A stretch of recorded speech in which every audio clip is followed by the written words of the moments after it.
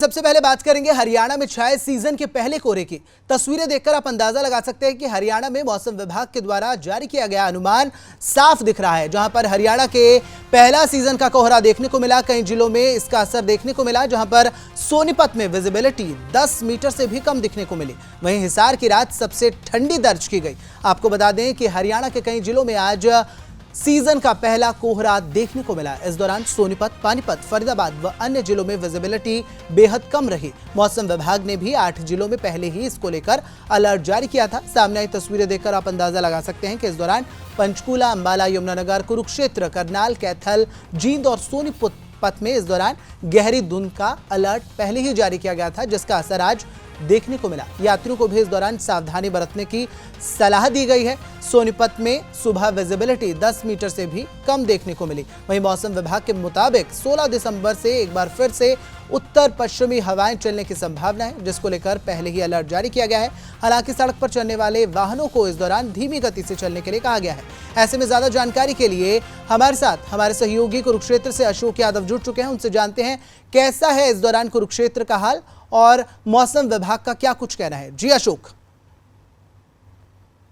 देखिए, कुरुक्षेत्र का भी हाल कमोबेश ऐसा ही है जैसे बाकी इलाकों में है, क्योंकि कोहरा छाया हुआ है और अभी तक भगवान सूर्य के दर्शन नहीं हुए हैं। लोग सूर्य का इंतजार कर रहे हैं कि भगवान सूर्य के दर्शन होंगे और सूर्य के दर्शन होंगे तो धूप में थोड़ी देर बैठने का मौका मिलेगा, क्योंकि लगातार मौसम खराब होता जा रहा है और सुबह कोहरा पड़ रहा है। ऐसे में कई जिलों में अलर्ट भी जारी किया गया है और कुरुक्षेत्र भी इससे अछूता नहीं है। कुरुक्षेत्र में सुबह से ही मौसम खराब है और लगातार मौसम खराब होने की वजह से जो बुजुर्ग है उनके लिए ठंड कहीं ना कहीं खतरनाक हो सकती है। ऐसे में डॉक्टर भी एडवाइजरी जारी करते हैं कि जो बुजुर्ग हैं वो सुबह सुबह सैर के लिए ना निकले और जो शाम को सैर करनी थी वो भी ना निकले। धूप जब निकले तभी धूप के लिए बाहर निकल सकते हैं। कहीं ना कहीं ये जो ठंड है ये एक बुजुर्गों के लिए खतरनाक साबित हो सकती है। तो ऐसे में लगातार मौसम आगे और खराब होता जाएगा और ऐसी चेतावनी भी जारी की जा रही है और अलर्ट भी जारी किया जा रहा है कि आने वाले दिनों में और ठंड बढ़ेगी, क्योंकि जो पहाड़ों पर बर्फबारी हो रही है, पहाड़ों पर जो बर्फबारी का असर है वो मैदानी इलाकों पर भी दिखाई दे रहा है। तो ऐसे में कुरुक्षेत्र में भी